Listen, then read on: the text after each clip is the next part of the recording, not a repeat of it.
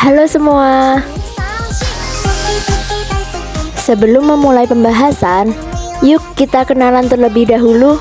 Perkenalkan, kami dari kelas 11 SMA Negeri 1 Probolinggo. Perkenalkan, nama saya Anissa Nuraini, nomor absen 5. Perkenalkan, nama saya Anissa Zahra, nomor absen 6. Perkenalkan, nama saya Anugrah Edi Fikri, nomor absen 7.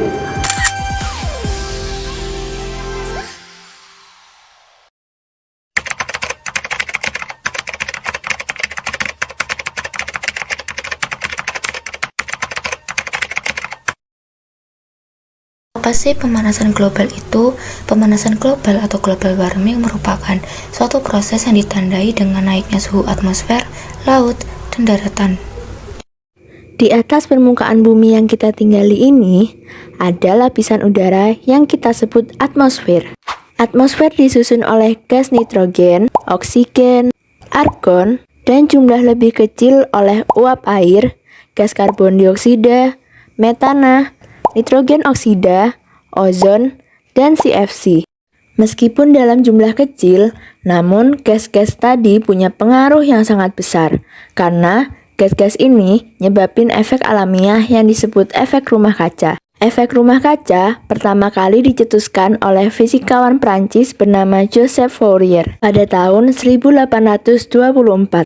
Disebut efek rumah kaca karena yang terjadi di bumi itu mirip sama yang terjadi di rumah kaca. Rumah kaca itu bangunan yang terbuat dari kaca atau plastik bening. Tujuan dibangunnya rumah kaca yaitu untuk bercocok tanam.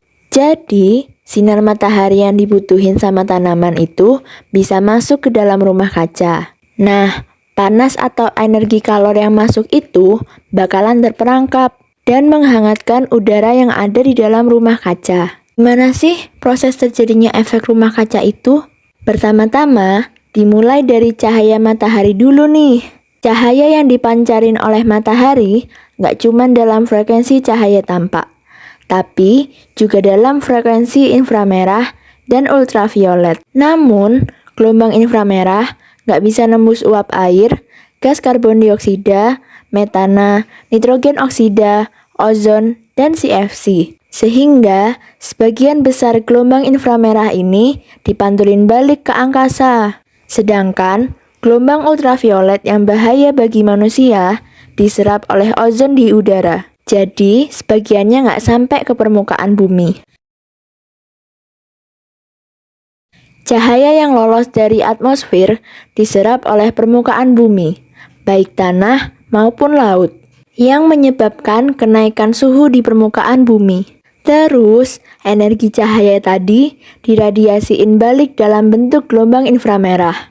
Namun, sama seperti sebelumnya nih, gelombang inframerah sulit untuk menembus gas-gas di atmosfer. Sehingga, sebagian gelombangnya dipantulin balik ke permukaan bumi dan menghangatkan permukaan bumi. Gas-gas yang sulit ditembus oleh inframerah tadi, seperti uap air, karbon dioksida, metana, nitrogen oksida, ozon, dan CFC disebut gas rumah kaca. Zat-zat ini banyak dihasilkan oleh emisi atau zat buangan dari teknologi yang sering kita gunakan, seperti karbon dioksida yang merupakan emisi dari pembakaran bahan bakar yang digunakan untuk mesin. Nitrogen oksida yang dihasilkan pupuk, metana yang dihasilkan dari peternakan skala besar, dan CFC yang dilepaskan oleh mesin pendingin. Apabila konsentrasi gas-gas tersebut meningkat, maka suhu di permukaan bumi juga ikut meningkat dan semakin panas, atau biasa disebut dengan pemanasan global. Pemanasan global juga memiliki dampak loh, yaitu sebagai berikut. Pertama, perubahan iklim dan cuaca. Perubahan iklim dan cuaca terjadi karena kondisi atmosfer di berbagai lokasi berubah akibat pemanasan global, sehingga siklus musim di berbagai wilayah bumi juga mengalami perubahan. Hal ini menjadi masalah bagi manusia, terutama industri pertanian dan peternakan. Musim tanam dan musim panen menjadi tidak jelas, sehingga hasil pertanian dan peternakan menjadi menurun. Yang kedua, hujan asam. Asap hasil pembakaran batu bara dan minyak menghasilkan emisi sulfur oksida dan nitrogen oksida. Jika kedua gas tersebut bereaksi di udara, maka akan menghasilkan asam nitrat dan asam sulfat. Lalu terjadilah hujan asam. Hujan asam mengakibatkan kerusakan pada benda-benda logam, merusak tanaman, mengakibatkan kesulitan bernafas, dan lain-lain.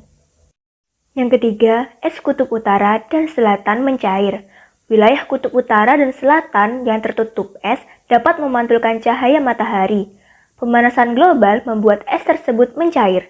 Jika es di kutub terus mencair, maka panas matahari akan terserap dan menimbulkan panas. Percepatan mencairnya es akan membuat binatang di kutub kehilangan habitatnya. Yang keempat, permukaan laut naik. Es yang mencair dari kutub utara dan selatan akan mengalir ke laut dan menyebabkan permukaan laut akan semakin tinggi secara perlahan-lahan. Permukaan laut yang terus naik akan membuat area daratan di permukaan bumi semakin berkurang. Kelima, ekologis terganggu. Aktivitas manusia yang mengakibatkan pemanasan global menyebabkan banyak hewan melakukan migrasi ke tempat lain dan tumbuhan di suatu daerah bisa hilang atau mati karena iklimnya sudah tidak sesuai dengan habitatnya. Keenam, lapisan ozon menipis. Pemanasan global membuat lapisan ozon menipis bahkan rusak. Akibatnya, sinar matahari langsung mengenai kulit manusia. Sinar ultraviolet yang langsung mengenai kulit dapat menyebabkan penyakit kulit. Bagaimana ya cara mengatasi pemanasan global? Yuk simak. Yang pertama, mengurangi penggunaan kendaraan bermotor. Asap kendaraan bermotor menyumbang karbon dioksida yang mengakibatkan pemanasan global. Untuk mencegahnya, kita bisa mengurangi penggunaan kendaraan pribadi dan menggunakan transportasi umum serta berjalan kaki atau bersepeda. Kedua, menjaga kelestarian alam. Eksploitasi hasil alam yang berlebihan akan merugikan untuk jangka panjang. Penebangan dan pembakaran hutan untuk membuka lahan sudah harus dikendalikan. Menanam kembali pohon di lahan yang dibakar atau ditebang adalah langkah untuk mengatasi pemanasan global. Ketiga, mengontrol pemakaian listrik. Penggunaan listrik yang berlebihan dapat menyebabkan pemanasan global karena peralatan listrik dapat mengeluarkan panas. Bayangkan seberapa besar panas yang dikeluarkan apabila seluruh manusia di bumi menggunakan listrik secara berlebihan. Keempat, mengendalikan limbah. Limbah dapat mengeluarkan gas berbahaya ke udara dan dapat menyebabkan efek rumah kaca yang mengakibatkan panas matahari terperangkap di permukaan bumi.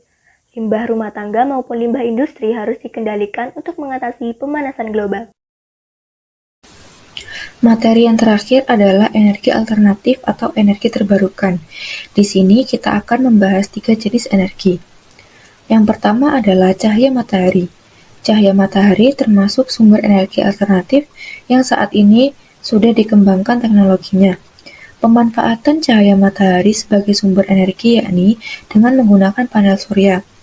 Indonesia menjadi negara yang sangat potensial untuk memakai matahari sebagai energi alternatif, yakni karena termasuk negara tropis yang mana matahari akan muncul sepanjang tahun.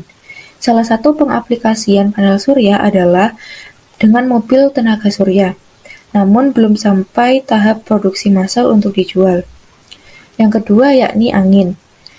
Angin adalah salah satu energi alternatif yang paling bersih, karena penggunaan angin tidak mengeluarkan emisi yang dapat memperburuk kondisi bumi. Sayangnya, energi ini kurang dimanfaatkan secara maksimal di Indonesia. Salah satu negara yang berhasil menjadikan angin sebagai pembangkit listrik adalah Inggris dengan kapasitas terpasang 1.218 gigawatt. Yang ketiga adalah biomasa. Biomasa adalah energi alternatif yang bahannya berasal dari makhluk hidup, contohnya residu sisa tanaman dan limbah hewan. Energi biomasa muncul karena adanya siklus karbon di bumi, di mana hampir semua unsur kehidupan, mulai dari tumbuhan, hewan, hingga manusia, memiliki unsur karbon yang pada dasarnya terus berputar. Pemanfaatannya seperti dijadikan energi panas, listrik, serta bahan bakar transportasi. Sekian dari kami, terima kasih dan sampai jumpa lagi.